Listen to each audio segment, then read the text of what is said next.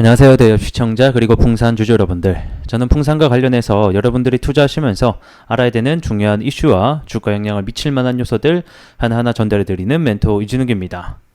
자, 우리 풍산 관련해서 오늘도 관련된 이슈들 함께 좀 체크해볼까 합니다. 주요 주제는 아무래도 구리와 관련된 얘기를 1차적으로 해볼까 하고요. 그 다음에 2차적으로는 아무래도 방산 부분, 실적적인 부분도 함께 좀 체크해볼까 합니다.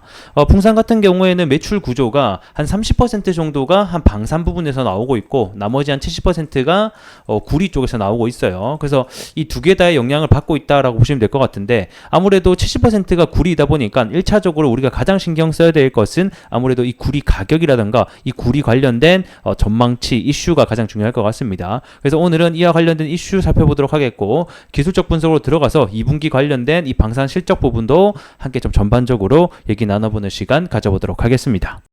자, 구리 이슈와 관련해서 뉴스 함께 체크해 보도록 하겠고, 이어서 구리 가격과 재고량까지 순차적으로 보도록 하겠습니다.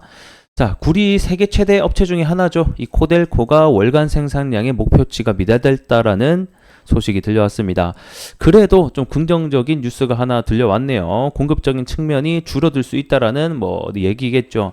자, 내용을 보게 되면 기존 목표치 대비 8.6% 모자란 수치를 기록을 하게 되면서 지난 1월부터 5월까지 해서 목표치보다 6.1% 적은 양을 기록하게 됐다라고 합니다.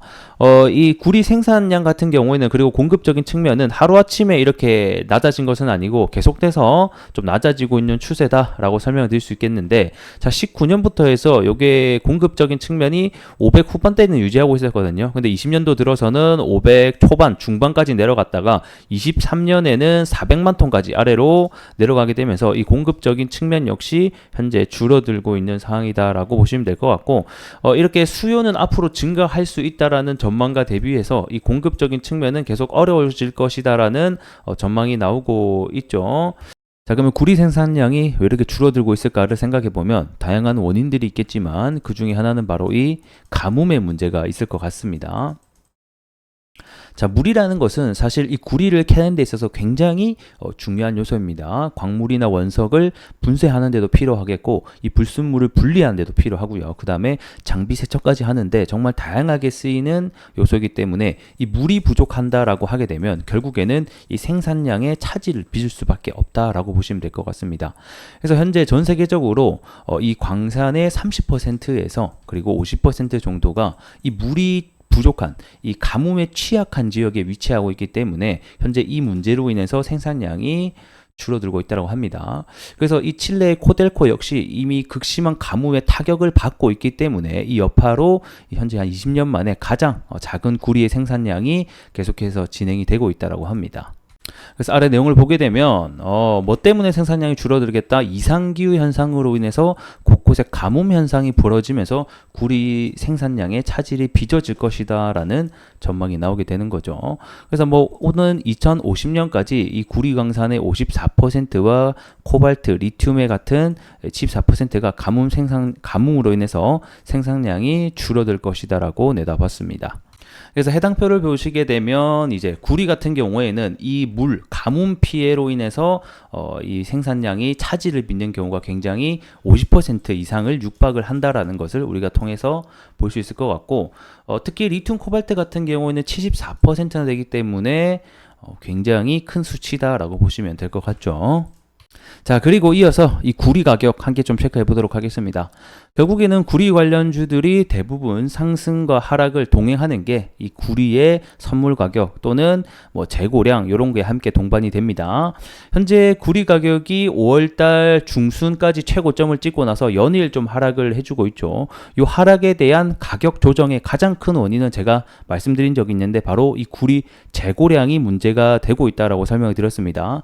전반적으로 수요는 굉장히 클 것이다라는 전망이 앞서는 가운데 실제 데이터 같은 경우에는 재고량이 계속해서 늘어나고 있는 상황이다라고 설명을 드린 바가 있죠. 그래서 현재 이 구리 가격 역시 선물 가격이 현재 좀 제대로 된 반등을 하지 못하고 이 추세 자체가 계속해서 하방으로 이어지고 있습니다. 그렇기 때문에 우리 관련주들이 대부분 같이 좀 하락이 나오고 있는 상태다라고 보시면 될 것 같고, 그래서 제가 이 재고량은 오늘도 한번 좀 체크를 해봤습니다. 현재 6월 26일, 27일 기준으로 했을 때는 이 재고량이 줄어들지 않고 계속적으로 좀 늘어나고 있는 상황이다라고 보시면 될 것 같죠.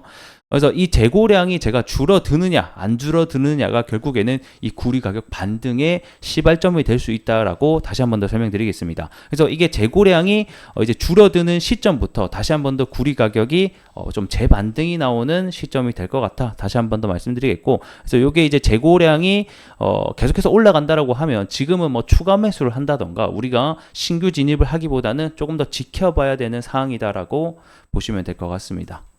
자, 차트로 들어와서 함께 보도록 하겠습니다. 최근에 구리 재고량이 계속해서 빠지지 않는다라는 소식과 더불어서 주가가 가격 하락과 주가 하락이 동반됐습니다. 전저점을 어느 정도 좀 지켜주면서 여기서 어떤 이슈가 나왔었죠? 우리나라가 이 우크라이나에게 이 무기 지원을 재검토한다라는 소식에 더 힘입어서 현재 주가 상승이 나왔습니다.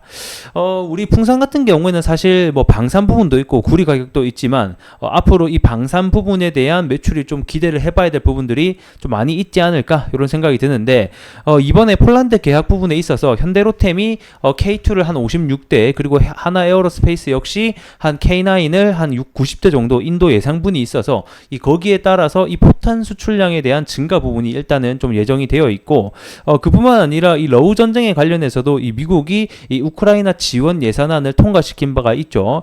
결국에는 지원 예산안을 통과시켰다라는 것 자체가 현재로서는 러시아와 우크라이나 전쟁을 계속 이끌어 나갈 수밖에 없는 부분들이 아닌가. 결국에는 전쟁을 통해서 해외적인 수주 매출이 더 증가할 것을 어느 정도 좀 우리가 기대를 해봐야 되지 않나 이런 생각이 듭니다. 그래서 일단 방산 수출에 있어서는 현재는 뭐 중동, 유럽, 동남아, 아시아 부분에 있어서도 비중이 계속해서 매출이 좀 확대를 되고 있는 부분들이 있어서 2분기 방산 매출 가이던스로는 한 3,400억을 제시했는데 현재 2분기 기준으로는 역사상 최고치에 해당하게 됩니다. 그래서 회사 측에서도 방산 부분의 매출이 좀 더 올라와 주지 않을까 이런 기대를 하고 있는 것 같습니다. 그럼 향후에 구리 가격에 대한 장기적인 전망성과 현재의 이 방산 부분에서의 이 매출 부분이 함께 좀 이루어진다라고 하면 여전히 중장기적으로 봤을 때는 여전히 매력도가 있는 회사다라고 보여질 수 있습니다. 그래서 오늘은 뭐 간단하게 방산 부분에 대해서 얘기를 해봤고 또 구리 관련된 이슈를 좀 체크해봤습니다. 1차적으로는 지켜줬던 가격대를 재이탈을 안 하는 것이 가장 베스트겠죠. 그래서 해당 가격대를 좀 지지해주고 다시 한 번 더 올라가는지 여부를 좀 체크해보자, 이렇게 설명을 드리도록 하겠습니다. 자, 오늘은 여기서 영상 마감을 해보도록 하겠고요. 전 또 다음 시간에 여러분들에게 더 나은 내용으로 인사드릴 수 있도록 하겠습니다. 고맙습니다.